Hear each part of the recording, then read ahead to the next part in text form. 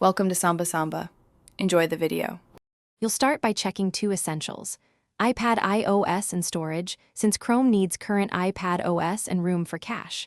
Once confirmed, open the App Store and search for Google Chrome, tap Get or the cloud icon to download.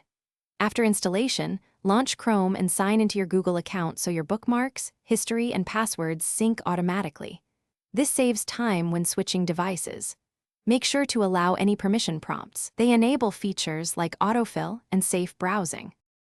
Once done signing in, open Chrome settings to enable sync for bookmarks, passwords, and tabs. This links your data across devices. You should also enable autofill for faster forms and save passwords for convenience. It reduces repetitive typing. If you prefer Chrome for links, go to iPad settings to set Chrome as the default browser. Next, customize your new tab layout and default search engine to match how you browse. These steps speed up everyday use and keep things consistent. Now you'll use browsing features. Open multiple tabs, swipe to switch, and use incognito mode for private sessions. When pages slow or fail to load, clear Chrome's cache and cookies from settings, then test again. This often fixes rendering and login issues. If problems persist, make sure Chrome is updated in the App Store. As a final troubleshooting tip, force quit Chrome and restart your iPad.